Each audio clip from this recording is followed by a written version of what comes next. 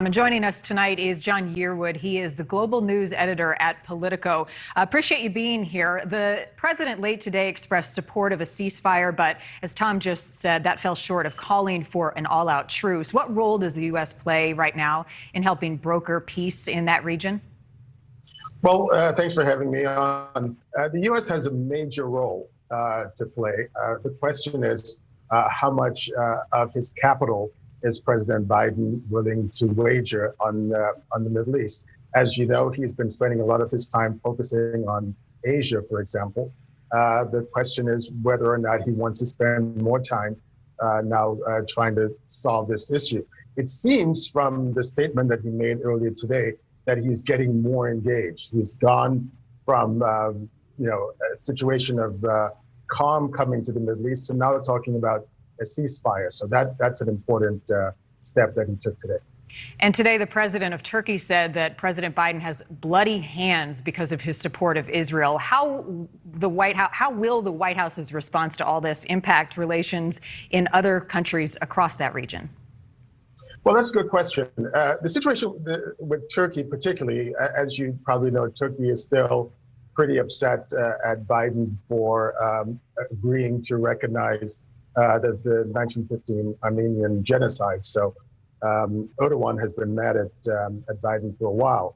But the bigger issue, though, is whether a number of countries who signed the Abraham Accords with Israel, whether they will start coming out and criticizing Israel and at the worst, breaking their relations with Israel. A number of Arab states and deals that were brokered but during the Trump administration have come out and supported Israel, at least in saying that they are now willing to do business with Israel. The question now is whether or not we're going to see some of those countries backing down. We haven't seen it yet, but that's something that a number of us will be looking. We'll see if that changes. John, the UN has warned that the territory's sole power station is at risk of running out of fuel. If the fighting does not stop, what will life look like for people in Gaza once they lose power? It would be really grim, although I'm a little bit more optimistic because, as you know, part of Gaza borders Egypt, and Egypt has been deeply engaged in these talks to help broker some kind of ceasefire.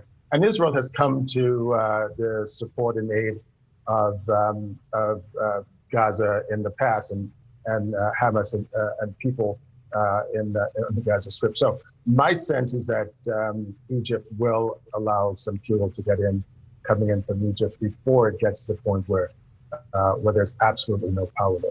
A major overarching question that I'm hearing from so many is why did the Israeli-Palestinian conflict explode after years of quiet? I mean, we know this has been going on for 7 decades, but to see this much violence right now, many wonder what prompted it. For some people had thought that we would have seen this violence after Trump moved the U.S. embassy to Jerusalem. We didn't see it, but there's been this powder keg that actually has been growing in the region there for a long time. What has happened in the last couple of weeks has to do with many Palestinians who are living in East Jerusalem. They had been living there since 1972, and they were being forced out by Israelis.